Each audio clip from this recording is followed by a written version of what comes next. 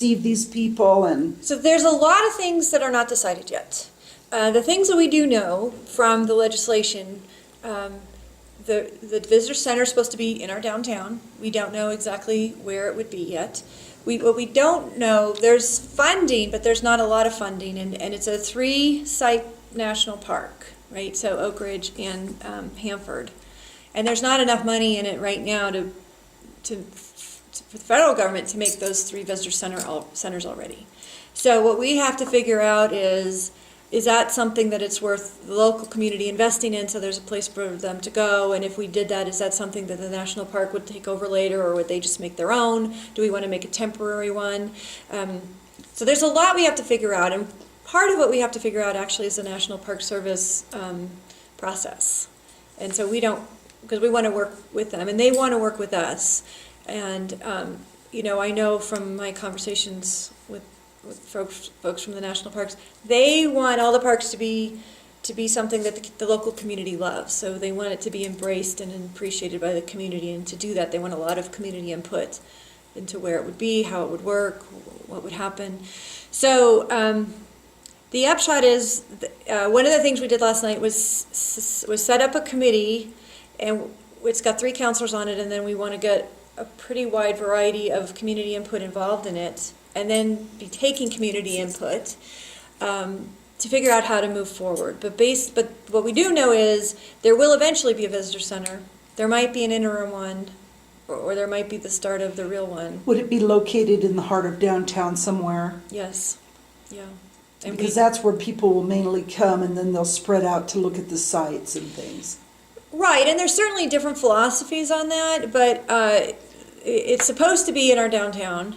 And I think for our community, one of the things the council decided on is we think this is the most important opportunity for economic development that's come along since the lab, right? So we want it to be downtown where people can walk around, so they can walk to the visitor center, they can walk to see Fuller Lodge, they can walk to Bathtub Row, and hopefully they can walk and get a sandwich and stop in a shop and and utilize the downtown. Mm-hmm. So, and the 3 counselors that are on this new committee that Right. you all just created last Yes. night. So I'm on it as chair, and then David Israelovitz is on it as the vice chair, and then I asked James Krobosinski to serve on it. Now, James Krobosinski is a businessman here in town, and I know in fact, the March 24th work session, he mentioned that as a business person, he sees this as just an incredible opportunity for our small businesses, Right. which is very exciting, because it's been a long time that the small businesses have been a little, struggling here and there, and Absolutely. It's been difficult. So this is going to inject a lot of energy into everybody, I think, to be prepared for all of these new visitors coming in. Well, and I think if there's people out there who always thought, maybe I should have a little store or a little coffee shop, now's the time, right? Now's the time to think about it, and I think our local business, our local landowners are more open to renting and to getting spaces filled, and I think there's a lot of opportunity now. I mean, we're an interesting town because I don't think we have a lot of native entrepreneurs necessarily, and so I don't know if there's people out there who might want to do that, but now would be a great time. Now, on the committee, is Jason Lott from Bandelier on there? So we're definitely going to ask Jason Lott to come to the meetings and to participate. Absolutely. Only because when you mentioned that, we haven't been a national park, and we want to work Right. with the national park system, do everything the right way. Absolutely, right. He has experience with Bandelier. Right. And now there's actually 3 national parks right here with the Valle Caldera. Right. So we would really love it if we could be, the gateway to all 3 of those. That this would be the visitor center for all 3. That would be amazing. So there was a committee in the community headed up by the Historical Society that the prior council had asked to get that set up, and they were really an advocacy group. And Jason participated in that and gave input to that and was incredibly helpful on that. And so I think he's going to be willing. I've spoken to him, to participate in this. He's not technically one of the committee members, And that's only because I don't think that those roles are allowed to be participating members in local citizen committees. I see. But absolutely, we would love it if he came to every meeting and participated, and, any amount of time he can give us, we would be thrilled with. Now, what can the community do, Councillor Henderson, as far as, would you like input from them on their ideas, or who should they contact, or how can they help? Or? Well, we are going to have, and we went over this so many times on the meeting last night. I can't remember if we landed on 2 or 3, but we are definitely going to be having citizen members on that committee. So anybody who's interested in being that can email in. They can email all of council, or they can email me, or their favorite council, whatever they want to do. And they can find that email address on It's on the county website, or I think it's countycouncil@lac.nm.us. I think there's not, I think the only dot is before the US. But I'm not sure. Okay. If it bounces, put in another dot. But, so we do want to have several citizen committee members, but if people don't have the time to commit to a regularly meeting group, which is fine, they can email in opinions, they can come to the group, if they will be public meetings.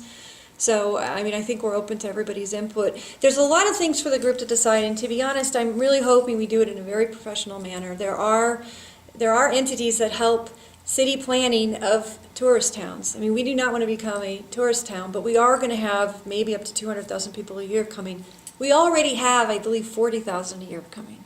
So it's not like we don't already have folks coming, and yet it doesn't really affect our day-to-day. It's spread out over the year. It's mostly in the middle of the day. I think what we would like to evolve to is maybe they would come and stay here. Maybe they would stay overnight in the hotel and then spend even more here. But definitely we want community input on it. But back to the planning, I do think it's important for us to have, people with experience in this kind of planning to help decide where the roads go, where the parking is. There's a lot of little things, like, do we have parking where you can only park for 2 hours and then you move on? Or do we actually have, none of us really want to go to having to pay to park. We love our free parking, but should you really be allowed to just park your car and leave it all there all day downtown? And that may not be the best idea anymore, even though that happens now. There are so many questions that need answers, aren't there? Yeah. Because this is all new, and this is a very huge opportunity and for this community. We'd like to do it right, yeah. And when I'm saying I'd like some possibly expert input on things like city planning and traffic control, that's good to get from people who do it other places. But in terms of what we want in our town and how we want it to be, we absolutely want citizen input and community opinions on it. Because I know when the executive director of the Los Alamos Historical Society, Heather McClanahan, presented her committee's, that committee's report at the work session in White Rock on March 21st, she said that they're trying so hard, and I know I've heard you all say this as well as counselors, to find the balance, to welcome and have all these visitors come, but to also make sure that the community that's here is happy, and to preserve all the wonderful things that this community loves so much and holds so dear. Absolutely.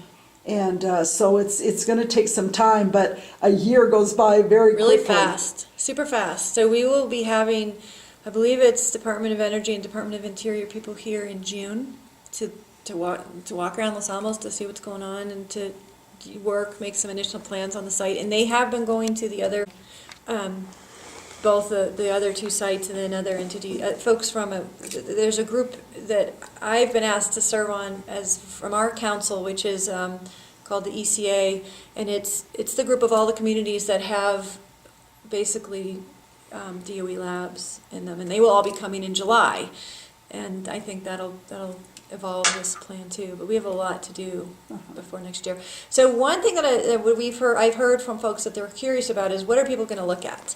And initially, they are not going to go over the fence, probably. And obviously, that part the county has nothing to do with, right? That's going to be basically the DOE and the Department of Interior working out what they're going to do together. But there are 17 sites across the bridge, or at least behind the fence, that were identified in the legislation that someday they would like people to be able to go and see those. And what that would look like, we don't know. And everybody is well aware, this is a working national laboratory. The Yes. work that goes on there can't be interrupted with the tourists, and so they have to figure out how to do that. So it might be you go to the visitor center, you get on a bus, and you get to go on a tour through there. But then we have stuff in the town too, and that's the other part that as a community we need to work on figuring out what would that look like for the visitors. I do know one of the initial plans is that they already have the technology made at the lab where you could take your smart device around town and hold it up to something and see what it used to look like, and In its heyday, Yeah, like back in the day. hold up to Romero Cabin or Fuller Lodge. right, or Ashley Pond where the lab originally was, right? So now we have what we have, but you would hold up your smart device and then it would repopulate with the buildings that were there. And so that's pretty cool. And so that we think is what is the initial thing that the visitors would come and do. And we would combine that probably with our walking tour that our historical society manages. And so they would but it would be all branded National Park. And so that's what you do initially is you take your smart device and you walk around. So we're hoping ours is a really high-tech version of this park, which would be very cool, I think. Great. Yeah. Well, this is all very exciting news, and so once again, we just ask the community, if they have thoughts on this, to email you all, the counselors. Yes. And just, if they're interested in joining this committee, Right. to send in a letter of interest. Yeah, and just say whatever you think is relevant to the fact that you want to be on it. Okay. And then we have the 3 counselors who are on it already. We'll be selecting who's going to serve on that committee with them because we just have to get it going. And so email in soon. If you're interested, let us know. Do you know yet when your first meeting will be held? Well, the initial 3 counselors and the county manager are meeting tomorrow because we want to get underway. Great. And then the county will be calling out, we'll do a call out for interest from people. Uh-huh. And, we're getting going. Okay. So. Well, thank you very much. It's all just, it's going to be a big change in our community. It'll be a big change. And I hope, we want it to be a really good change. We wanted to do it in the right way. So I think it'll be great. Council Chair Kirsten Henderson, thank you so much for coming by. Thanks for letting me be here. I appreciate it.